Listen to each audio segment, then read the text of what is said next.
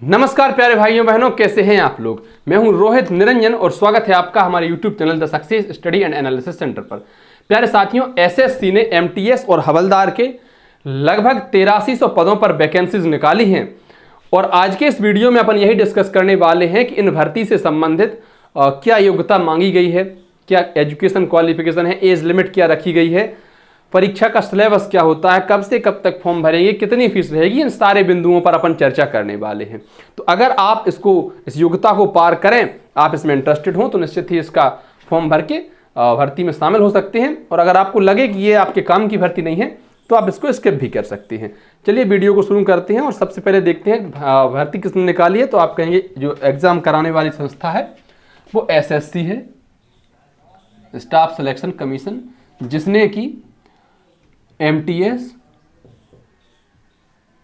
और हवलदार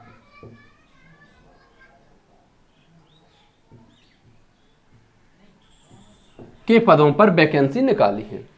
आगे बढ़ते हैं और सबसे पहले देखते हैं कि कब से कब तक आपके फॉर्म भरे जाने हैं। जी हां, फॉर्म की अगर हम बात करें,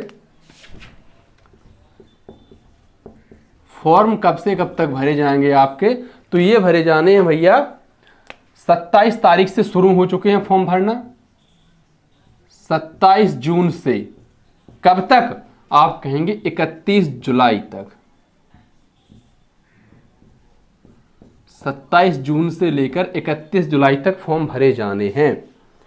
तो अगर आप फॉर्म भरना चाहते हैं तो फिर आप लास्ट डेट का इंतजार मत करिए, फॉर्म भरना स्टार्ट हो गया है, भर दीजिए। क्योंकि एसएससी की साइट जो होती है ना, वो कई बार बिजी हो जाती है।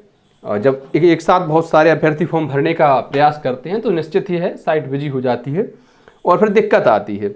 इसलिए बेहतर है कि अगर आपको फॉर्म भरना है तो जल्दी भर दीजिए। कब से कब तक, 27 जून से 31 जुलाई तक फॉर्म भरेंगे। आगे हम बात करें कि इस फॉर्म में फीस क्या रखी गई है। तो देखिए, जनरल,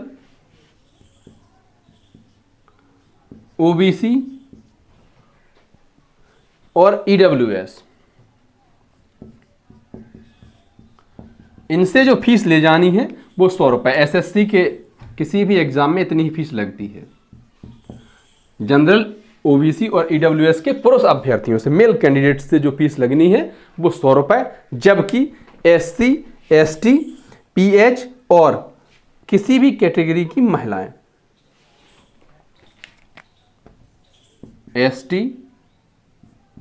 एससी और महिलाएं, एससी के चाहे पुरुष कैंडिडेट हो चाहे महिला अभ्यर्थी हो, एसटी के ही चाहे पुरुष कैंडिडेट हो या महिला कैंडिडेट हो, या ओबीसी, जनरल और ईडब्ल्यूएस कोई भी महिला कैंडिडेट हो, सबसे कोई फीस नहीं लगनी है। ना एसएससी के किसी भी एग्जाम में इनसे कोई फीस लगती है। तो वैसे तो बहुत सस्ता एसएससी का फॉर्म डलता है। अगर हम बात एज की करें, एज लिमिट की बात करें, तो देखिए 18 से 27 वर्ष के बीच में। इसके बाद आरक्षण जो होता है वो अलग से है। तो जिन कैटेगरी में आरक्षण प्राप्त होता है उनको आरक्षण भी इसमें मिलेगा। ये तो ओपन एज है कि 18 से 27।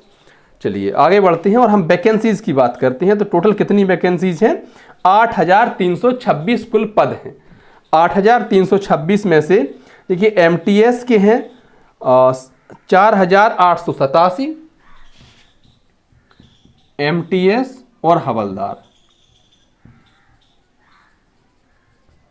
एमटीएस कितने हैं? 4887, इतने ही हैं। और हवलदार के हैं 3439।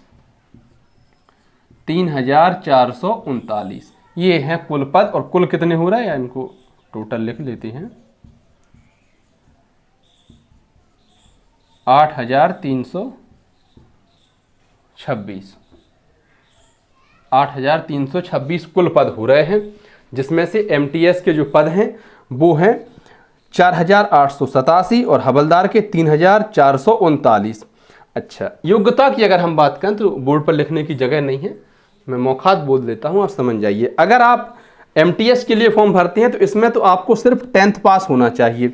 देश के किसी भी मान्यता प्राप्त संस्थान से आपने 10वीं की परीक्षा उत्तीर्ण की है तो आप एमटीएस का फॉर्म भर सकते हैं। लेकिन अगर हम हवलदार की बात करें तो इसमें थोड़ा सा या एक न्यूनतम फिजिकल क्राइटेरिया भी है 10 पास तो होना ही है, इसके अलावा देखिए पैदल चाल भी है।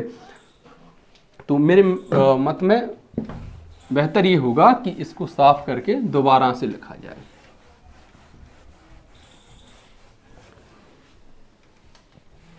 देखिए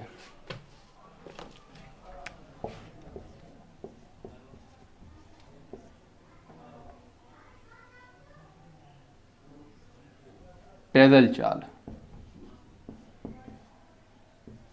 पुरुषों के लिए अलग है, महिलाओं के लिए अलग है। पुरुषों के लिए कितनी है, तो पुरुषों को चलना है 1600 मीटर, 1600 मीटर, और महिलाओं को चलना है 1 किलोमीटर, मतलब 1000 मीटर। पुरुषों को 1600 मीटर चलना है और महिलाओं को 1 किलोमीटर चलना है। टाइम कितना है, तो पुरुषों के लिए जो टाइम है वो है 15 मिनट का और महिलाओं के लिए 20 मिनट का। ये आपको यात्रा करनी है 15 मिनट में पुरुषों को और महिलाओं को 20 मिनट में। तो संभवतः आप इतना तो भली भांति समझ गए होंगे कि इसकी कोई वैल्यू नहीं है, ये तो बस चलना भर है कि ठीक है, कोई बहुत ज़्यादा इसका महत्व है नहीं। आप बड़े आराम से, ये तो 1600 मीटर आर्मी वाले 4.5 मिनट में निकाल के फेंक देते हैं। और भी अगर आरपीएफ में 1600 मीटर की दौड़ होती है तो वहाँ कितना समय लगता होता है, मेरे हिसाब से अगर शायद 6 मिनट के आसपास समय लगता है। यहाँ 15 मिनट की बात करी जा रही है, तो बहुत ही न्यूनतम ये समय है ना। आगे देखिए, अब इनकी हाइट की भी बात कर लेते हैं कि हाइट क्या मांगी है। ये सिर्फ हवलदार के पदों को लेकर है, सिर्फ ये किस पदों को लेकर है, हवलदार के। एमटीएस में ऐसा कुछ नहीं है फिजिकल क्राइटेरिया। हवलदार के जो पद हैं 3439, इनको लेकर ये फिजिकल है। तो हाइट की अगर हम बात करें तो पुरुषों की जो हाइट मांगी गई है वो 157.5 सेंटीमीटर, 157.5 सेंटीमीटर, और महिलाओं की जो हाइट मांगी गई है वो 152 सेंटीमीटर। तो ये हाइट भी बहुत ज़्यादा नहीं मांगी गई है इसमें। आमतौर पर पुलिस भर्ती में 168 सेंटीमीटर मांगी जाती है और आर्मी या अन्य जीडी के जो पद होते हैं उनमें 170 मांगी जाती है। कुछ पदों में 165 भी मांगी जाती है, लेकिन यहाँ 157 है तो बहुत नॉर्मल है ना। ये हाइट हो गई कितनी, 157 पुरुषों के लिए और महिलाओं के लिए 152 सेंटीमीटर।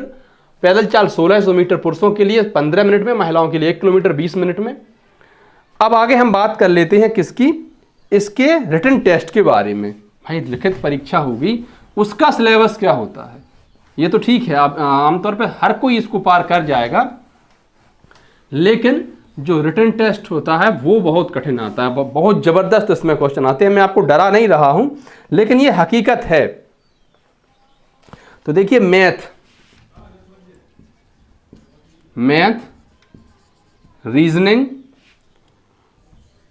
जीके जीएस और इंग्लिश, ये 4 आपको विषय जो है टॉपिक देखने को मिलेंगे। माफ करिए, 4 विषय देखने को मिलेंगे। एक सेशन 1 होता है, एक सेशन 2 होता है। पहले चरण में आपसे जो मैथ और रीजनिंग के प्रश्न पूछे जाएंगे, कितने प्रश्न होंगे, 20 प्रश्न होंगे।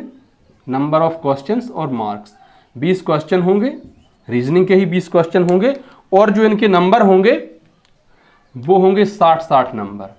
मतलब प्रत्येक प्रश्न जो है वो 3 नंबर का पूछा जाएगा। 20 प्रश्नों के लिए आपसे 60 नंबर आपको दिए जाएंगे। और इनकी अगर हम बात करें जीएस में और इंग्लिश में, तो यहां पर 25-25 प्रश्न पूछे जाते हैं। 25-25 प्रश्न पूछे जाते हैं और इनके नंबर कितने मिलते हैं, इनके भी 3-3 नंबर मिलते हैं। मतलब ये भी 75-75 नंबर के होते हैं। तो टोटल की अगर हम बात करें तो 90 प्रश्न आपसे पूछे जाएंगे, जो कि 270 नंबर का पेपर होगा। अच्छा, टाइम कितना रहेगा, तो इन दोनों ही सेशन के लिए 45-45 मिनट का समय होता है। 45 मिनट इसके लिए और 45 मिनट इसके लिए। जीएस और इंग्लिश के लिए तो पर्याप्त है इतना समय, लेकिन मैथ रीजनिंग के सवालों के लिए थोड़ा सा कम पड़ जाता है। तो आपकी स्पीड इसमें बहुत अच्छी होनी चाहिए, क्योंकि सवालों का जो स्टैंडर्ड होता है वो भी बहुत ज़बरदस्त होता है। और आपको पता ही है कि जो एसएससी की भर्ती होती है वो ऑल इंडिया लेवल पर होती है, अखिल भारतीय स्तर पर होती है। तो इस वीडियो में हमने यही देखा कि जो एसएससी ने एमटीएस और हवलदार के पदों पर वैकेंसीज निकाली है उसकी क्या योग्यता रखी गई है। अगर आप इस योग्यता को पास करते हैं, अगर आप इंटरेस्ट रखते हैं इस वैकेंसीज में, तो निश्चित ही पार्टिसिपेट करिए, फॉर्म भरिए। फॉर्म भरना स्टार्ट हो चुके हैं, शीघ्र फॉर्म भर दीजिए और इसकी तैयारी को बेहतर ढंग से कीजिए।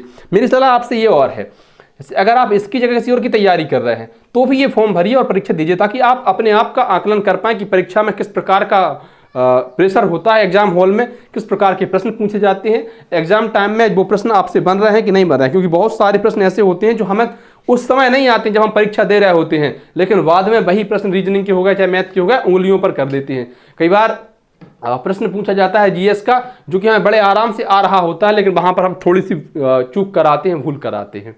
तो जो ये एग्जाम जो हॉल का जो प्रेशर होता है उसकी वजह से ये दिक्कतें आती हैं। इसलिए आप परीक्षा दीजिए, परीक्षा का एक निश्चित अनुभव आपको मिलेगा। धन्यवाद प्यारे साथियों, वीडियो आपको अच्छी लगी हो तो वीडियो को लाइक कर दें, अपने ऐसे अन्य साथियों तक साझा कर दें संभवतः जो इस वीडियो को देखना पसंद करेंगे। और चैनल पर नए हैं तो हाथ जोड़कर निवेदन है अपने चैनल को भी सब्सक्राइब कर दें। बहुत बहुत आभार।